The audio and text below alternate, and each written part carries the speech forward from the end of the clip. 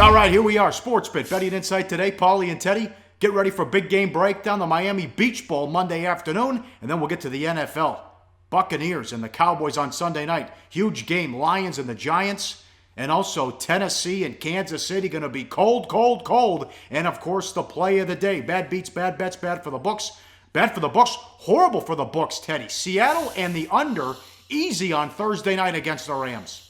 Yeah, even got a Case Keenum sighting in that ballgame. Not what the books were hoping for. Merry Christmas! Everybody gets paid. Seattle bet up from minus 14 to minus 16, even higher in some spots. The under from 40.5 down to 39.5, even lower in some spots. And Seahawks and under. I'm not going to say never in doubt, but within one score at the end. But the Rams went on those two long drives. In the first half, they go 11 plays, 65 yards, take 6 minutes and 40 seconds off the clock, come up with 0 points. In the second half, they go 15 plays, 62 yards, 7:30 off the clock, 0 points, which was those two drives essentially a big FU to the bookies in both halves. Bettors got paid. Bad result for the house. Horrible night for the officials. Carroll had to challenge 3 times in the first 14 minutes on spots, and it's right in front of the official every time we blew the call. And you know what? Pete Carroll's a jagoff. We've talked about this on the show a couple times. You're going to get someone hurt. I'm telling you. And you might lose your punter now next week with Ryan. Who runs a fake punt up 21 points with 5 minutes left? You know the Rams were pissed off. I'm glad Collinsworth brought it up. Just like we said last Sunday. He's got Wilson in the game down 28 with 10 minutes left. Then he's throwing the ball up 33-7 Sunday night against Carolina. Knock it off, Carroll. You're going to get people hurt. They're going to go after Russell Wilson. Yeah, the bottom line is Pete Carroll cashed a ticket for his supporters last night. And remember, the Seahawks didn't force a turnover. They lost a turnover battle. They committed 13 penalties. They didn't run the ball well, again, against L.A., only 3.1 yards per rush. And they still won the game and covered the point spread as more than 2 TD favorites. So you have to say they did something right, even if you don't like Carroll's methodology. Bet on it. Don't bet against it. The Rams, what'd they have? 3 yards per play. 3.0 yards per play. That's about what we expected. All right, the Nuggets. Look at this. Portland blown out on the road again. They don't play any defense, Teddy. Nuggets went off a 3-point favorite. They had 74 points at the half. Yeah, this was a bad result for the house, too. Denver bet up from -1 to -3. There were pick'ems out there yesterday morning. In fact, there were +1s out there yesterday morning. So, big move on Denver. And as you mentioned, they had 74 by halftime.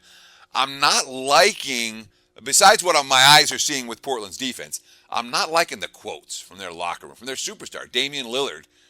I'm not getting a sense of urgency to improve from him and his team on that end of the court. Portland may well be a bet against team moving forward. All right, bad bets. The Bulls. There you go, Teddy. There's your Milwaukee Bucks, a nice blowout win. Yeah, exactly. I mean, maybe Milwaukee is back to being the most undervalued team in the NBA again, although they tried to blow this game in the fourth quarter. Remember, they had that nasty hiccup last week when they blew 3 games late, covered the point spread in one, didn't in the other 2. But on nights where the Greek Freak and Jabari Parker get going, they could beat anybody, and both those guys got going last night. But, for the Bulls, not a good sign for Chicago. They had Rondo back in the lineup. And remember, they lost last game. They blew a 21-point home lead against Minnesota. And veteran teams like the Bulls, number one, they're not supposed to win games. They're not supposed to lose games like the one they did against the T-Wolves. And if they do, they're definitely supposed to bounce back with a W in their next game. If they don't, that's a red flag. And we've seen plenty of red flags from Chicago in recent weeks. And I'll tell you, Hoiberg stinks too. I thought that would be a good hire. Anything but. NFL line moves. We touched on it yesterday, and we're going to do it again. Packers and the Bears could be the 8th game since the merger in 1970 to be played below 0, 20-mile-per-hour winds. Oh, man, I don't want to catch a Rodgers fastball in this one. Yeah, exactly. Nothing but under money, heavy under money. We detailed that on yesterday's show. For details, go back and look at yesterday's sports bit. Today, we're going to talk about the sides. And when you're seeing under money like this, you're also seeing side money. Bears +6.5 down to +5.5. And the markets are saying this is the one game this weekend where weather conditions are likely to be at their worst. Not going to be easy to do anything at Soldier Field on Sunday. Now think about this, because here comes the money for Jacksonville. This tells you about Osweiler. Yeah. They beat Kansas City and Detroit at home. They're 5-1 at home. They're trying to win the division. You're going against a team that's 2-11, and you're getting Jacksonville money. Yeah, and I mean, we've seen a fair bit of Jacksonville money this year. Didn't see any last week, and we talked about it on Monday's NFL recap, how it kind of stood out that there wasn't Jacksonville money last week. Well, here it comes again, and it's coming despite the fact that Blake Bortles has seen his yards per pass go down more than a full yard from last year. 7.3 to 6.1 is a huge drop-off from a quarterback that's supposed to be going in the other direction, but some of this money is coming on Jacksonville's defensive stats. Their defense has legitimately gotten better this season than it was a year ago, and that may well be a problem against their struggling offensively divisional rival. Well, they don't think there's going to be a distraction as the Cardinals cut Floyd. Patriots pick him up with the DUI. Arizona money, it could be anti-Breeze money, because we've talked about his struggles lately. Well, yeah. I mean, Drew Brees the last 2 weeks, 0 touchdowns, 6 INTs, and his offensive line is all banged up again. So the Floyd DUI and subsequent cut affected the line? Not even a little bit. It's been Zona money. Arizona -2.5 up to -3 against New Orleans. All right, no surprise here. Atlanta at home against the Niners. Niners are terrible. Here comes the Atlanta money. Yeah, and I mean, you can't be surprised by this money. I'm surprised. This is what I'm surprised by. The books didn't open -14. You know what I mean? The market opened 13. We knew it was going to go there. 4 of the 6 49ers road losses have come by 19 or more. And those road losses at Carolina, at Buffalo, at Chicago, that's 3 of the 4. Not exactly a murderer's row against that opposition. And look at the move Monday night. Redskins up to 6.5 at home against the Panthers. Panthers are a mash unit. Yeah, I mean, and the key injuries for Carolina. Well, first of all, it doesn't look like they're going to have Luke Kuechly back this week. David Mayo hurt as well. He's in concussion protocol. And then on the offensive line, when you're talking about an offensive line that once again, wasn't in good shape to begin with. They lose Michael Orr and Ryan Khalil and Gino Kredkowski all to IR in the last couple of weeks. Darrell Williams, he's a question mark at tackle for Monday night. So all of those Carolina injuries have resulted in a ton of Washington money. But, Paulie, the Redskins only have 2 wins by more than a touchdown all year. One of them came against Cleveland. It was completely fraudulent. They could have lost that game straight up. The other, of course, came on national TV against the Packers. Yes, hey, prepping for your holiday hoops. Yeah, lots of big games over the holidays, but be careful with your home court advantages. The students go home for break. There'll be a lot of as empty gyms or not a lot of people at some of these games today. It won't be raucous like we're used to with some campuses. Well, no. What you have to do over the holidays is you basically reduce your home field advantage or your home court advantage. When you're talking about you're normally giving teams 5s and 4s and 3s, you start giving them 3s and 2s and 1s. So you're just adjusting slightly down, but of course, every point or 2 makes a difference to create accurate numbers, a key factor in your own handicapping equation. All right, very good there. Up next, big game breakdown. Miami Beach Bowl, Monday afternoon, and then of the NFL. Some great games coming up on SportsBit. Betting Insight today on SBRPicks.com. Go to SBROdds.com. Browse, compare, and shop live odds available at top online sportsbooks. All right, back on SportsBit. Paulie and Teddy, time for a big game breakdown. As always, live odds. SportsBookReview.com. One college game, Monday, 11:30 a.m. Pacific, the Miami Beach Bowl. Central Michigan against Tulsa. Tulsa 12.5, 70 the total. They bring a fast-paced offense under Montgomery, but with a twist this time. Evans threw for 3,000 yards and 27 touchdowns, but that wasn't the key. They ran the ball. They were dynamite running the ball in Tulsa, Teddy. Well, yeah, I mean, it's a really balanced spread offense. James Flanders, more than 1,500 yards on the ground, 6.3 yards per carry, 17 touchdowns. D'Angelo Brewer not far behind in any of those categories. But with Dane Evans spreading the ball to the wideouts and Flanders and Brewer eating up yards on the ground, this has been a really tough offense to stop. And the pace that they play, click, click, click, they're going to be pushing Central Michigan tempo-wise, you would expect, from start to finish. Tulsa was a lot of fun to watch offensively this season. Well, this is interesting, and this is where you have Central Michigan where it's freezing, and they've been practicing nonstop and almost a month off. Now you got to go to Miami where it's going to be warm. Well, yeah, I mean, when you talk about kids from Mount Pleasant, Michigan, I used to live not that far from Mount Pleasant, Michigan. All right, this time of year, it's cold, it's nasty, everybody's miserable. You get a chance to go down to Florida, that's a distraction. You get a chance for a team that's not necessarily in bowls every year to go down to Florida. that's a distraction. And when all of a sudden it's going to be looking like a warm afternoon. Remember, this is a daytime game. It's 2:30 Eastern time kickoff. Yeah, right. So on a warm afternoon in Miami, you wonder about that defense starting to fade down the stretch of that ballgame. Wasn't a great defense to begin with. And facing an offense like this, they haven't seen a whole lot like Tulsa this season when it comes to skill position, talent, and speed.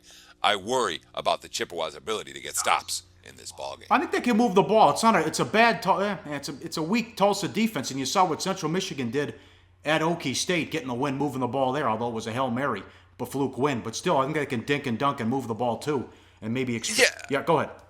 Oh, I agree with you. I like Cooper Rush. I like the senior quarterback for Central Michigan, no question. But Rush lost his best downfield weapon fairly early.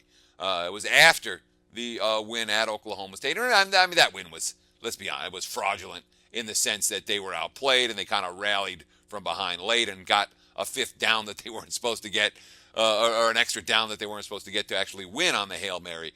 But they weren't the better team start to finish in that ballgame.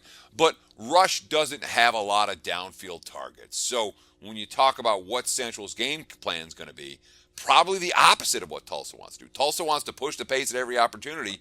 Central wants to dink and dunk and slow it down and keep their defense off the field. Yes. Live odds, sportsbookreview.com. NFL now. Great game. Titans, Chiefs from Arrowhead. Going to be cold. Real cold. Chiefs 5, 41.5 the total. Looked like Mariota was ready to take the Titans to a higher level. 8 straight games of multiple touchdown passes. Second best ever by a second-year QB. Then the pressure game at home against Denver. Titans outrushed the Broncos 180-18, but Mariota goes 6 of 20 for 88 yards. According to ESPN Stats and Info, he became the first player to win a game with 6 or fewer completions on at least 20 pass attempts since Jim Kelly did it for the Bills in 1995. Now he's going into one of the toughest places to play in the NFL. Sure, and while Mariota was putting up those big numbers, there's been a consistency element that hasn't necessarily been there. We've seen him come up short in a handful of fourth quarters. When the pressure has been there, Mariota has not been at his best. And obviously, last week, when you're outrunning Denver 10-1 and you're playing at home, you're supposed to be able to throw the football. The fact that Mariota couldn't, something of a concern. And you forgot the 2 sacks, besides the fact that he only got 88 yards passing. He also got a sack behind the line of scrimmage a couple times. Now, you maybe give him a mulligan. You say, look, this quarterback's been so good, and so good in the red zone in particular. His decision-making has been phenomenal. He was the AFC Offensive Player of the Month for the month of November. So we know how good Mariota can be, but against this level of defense, in this type of hostile road environment, to back Mariota and the Titans here, you have to take a leap of faith that last week was an aberration. And I've seen it enough out of Mariota right now that gives me some concerns. Titans have not lost by double digits, and it's won 4 games that were decided by 6 points or less. They're 3-3 on the road.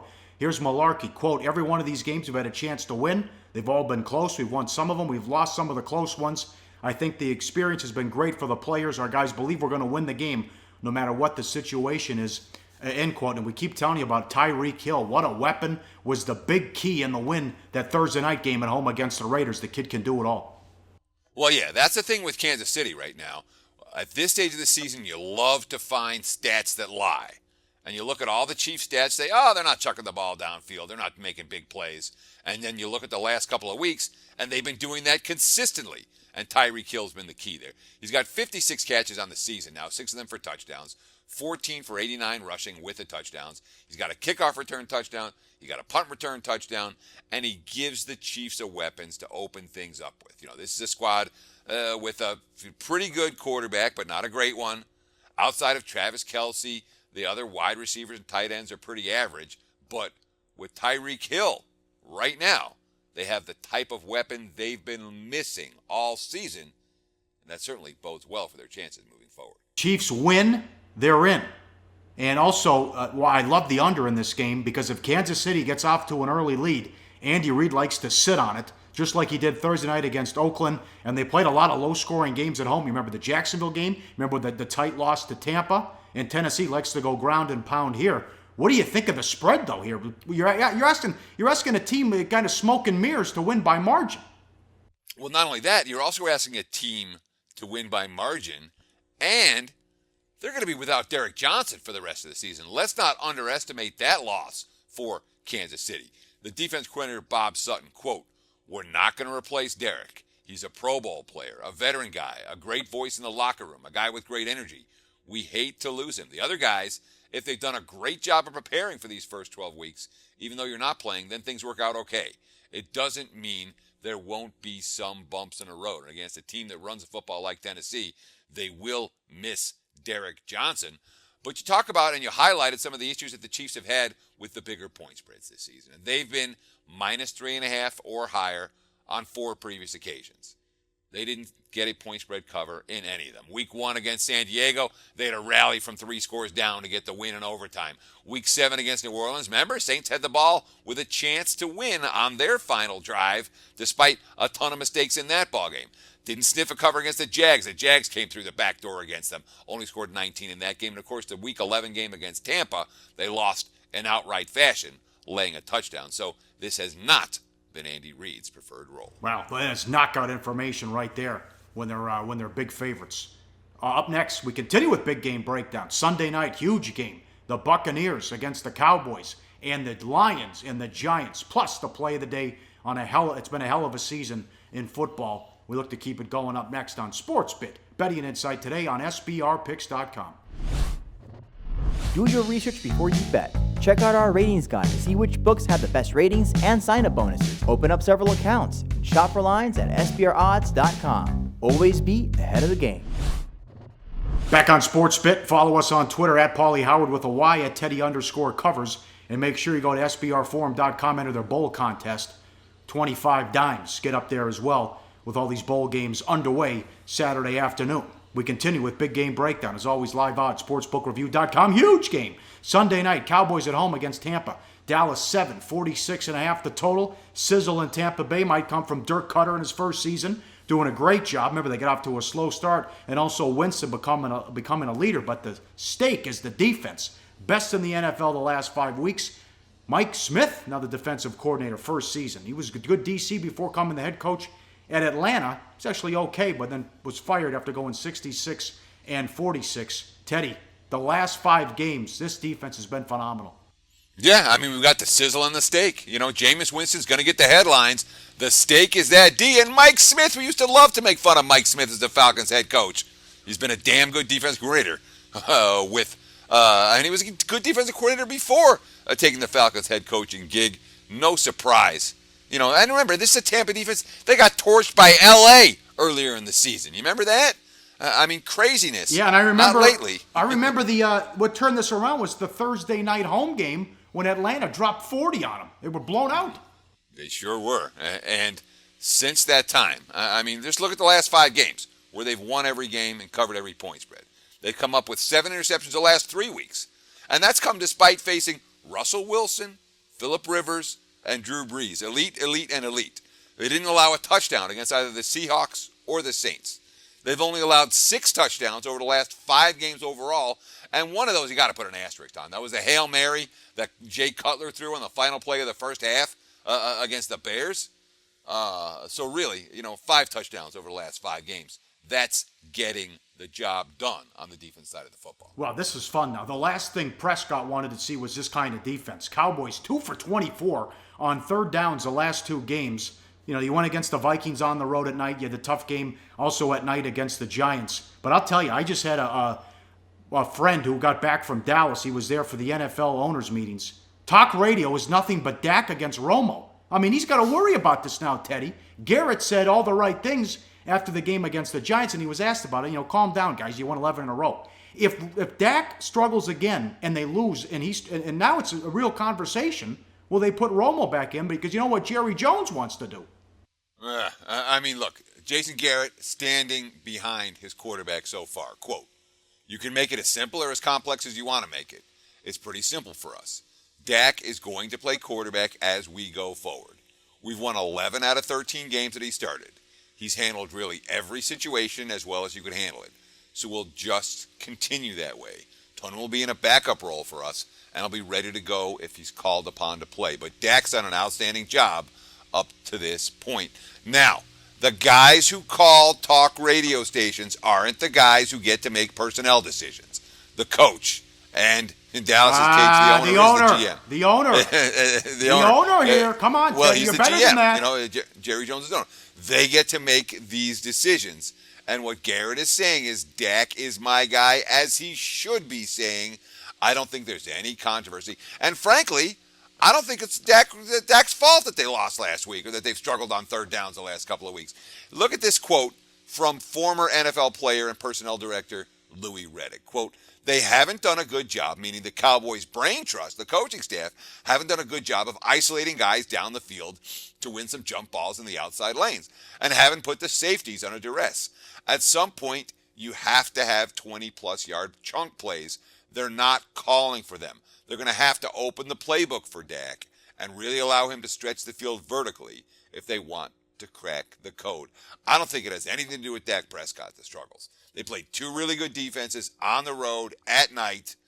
You know, now they're at home, but they're facing another good defense. I'm not saying it comes easy for the Cowboys, but you cannot even think, even if they lose every game from here on out, Dak Prescott will be my starter for the first game of the postseason. Well, they said the same thing in Denver last year. It wasn't Osweiler's fault they couldn't catch the ball when he was in there. Whoops, next thing you know, late in the season, here comes Peyton Manning. The rest is history. One more game, live odds, sportsbookreview.com. Hell of a game, Sunday afternoon. Lions hit the road to take on the Giants. Giants 41 the total. Rain, 10 to 15 mile per hour winds. Stafford, another rally to win the fourth quarter against the Bears. Well, he stunk to set it up, the pick six. Now he's got to wear the glove. The interception against the Bears in the end zone with a span of 4 snaps in the fourth quarter, which is what put Detroit behind. Now with him being able to adjust here with the glove, I don't know what the hell's going to happen and how significant the injury is. We're going to find out with the cold on Sunday against a good defense. Well, yeah, I mean, Stafford, in the 4-snap span of the fourth quarter, his team with the lead, he throws an interception in the end zone. Can't do that. Got to get a field goal there. And then he throws a pick six, which cost them the lead. That's bad quarterbacking, however you want to put it. And when you're talking about a guy who is trying different things, including a fingerless glove to try to protect his hand from the injury, quote, it's such a feel thing throwing the ball. I think that's probably just the biggest thing. Yeah, there's velocity and grip and being able to spin it in a spiral and all that kind of stuff, but it's just a feel game. There are these finite little details you can put on the ball that you don't even think about. So anytime they're a little bit off, it's a little bit more difficult, but nothing I can't get through. Well, he got through it last week, but big difference between Chicago's defense at home and the Giants' defense on the highway. And they won in spite of Eli Manning turning the ball over and also Ben McAdoo. I don't think much of this guy, remember, they basically run the same formation. He's got that huge play sheet in front of him. Now the league's looking at him, investigating him with a possible fine because they're using walkie-talkies. Mike's was all over that Sunday night, but it's been the defense. McAdoo was supposed to be this offensive genius. Look at the defense. Football Outsiders ratings. Total defense last year, Giants were 31st. This season, 6th. Rush defense, 21st last year. This season, 5th. Passing defense, 28th. And they are again 5th this year. And they played well, and they're going to have to do it again against Detroit. Well, yeah, of course, the bad news is the other side of those rankings from Football Outsider. Looking at the offense. Total offense down this year from last year. Rushing offense down. Passing offense down. And now they're in the 20s, whereas a year ago they were close to middle of the pack. You know, from a point spread standpoint, Lions 6-1 against the number at +3 or higher since the bye week last year. And the lone loss, they were +6 at Green Bay, only +6, and they lost the game by 7. And the Giants, on the other hand, they've been favored by 4 or more twice this season. They covered versus the Browns. They didn't cover versus the Bears. You remember that game? The 2 mixed extra points from Robbie Gould versus his former team cost Giants backers the money. But neither game that they were favored by 4 or more were the Giants dominant from start to finish. They did find ways to win each of those contests, even though they only went 1-1 ATS. Where are the points coming from in this game? I can't see it either. Lions couldn't move the ball against the Bears. No, I would only look under in this one, but of course, We've seen a ton of under money in this game already. Yes, very good there. All right, money time. Play of the day. Where are my records? 36-20 on the football season. Earlier in the week, we gave out New Mexico -7. And I tell you what, Teddy, when we give these picks out, they're moving most of the time. I know a lot of viewers have been pointing that out on the YouTube comments. We also like Arkansas State under 49.5. What goes up must come down, Teddy. Explain. What are we doing? Where are we going? Let's go. Game number 305, the Tampa Bay Buccaneers plus the full touchdown, +7. You know, Dallas won and covered the spread 9 weeks in a row. That's not supposed to happen, okay? In the 2016 NFL, that's definitely not supposed to happen, and it forced the markets to react. So what goes up? The Cowboys power rating goes up, up, up, up, up. Now it's coming back the other way. 0-2 ATS last 2 weeks. I say it continues. Let's get Tampa plus the 7. The Cowboys a notch or two overvalued. Bucks plus. That's our play of the day. All right, bowling for dollars next week. We'll go rapid fire. A lot more bowl games to discuss. And special thanks to Juan. I don't know anything about cars, guns, or computers. He saved my ass as computer shit the bed on me. He walked me through everything and helped me out. Thanks to Juan, who's patient. And I know I can be a pain in the ass. So thank you very much to Juan. And enjoy the weekend. Moderation out there. Go crazy, folks. And we're back Monday to recap everything on SportsBet. Betting Insight today on SBRPicks.com.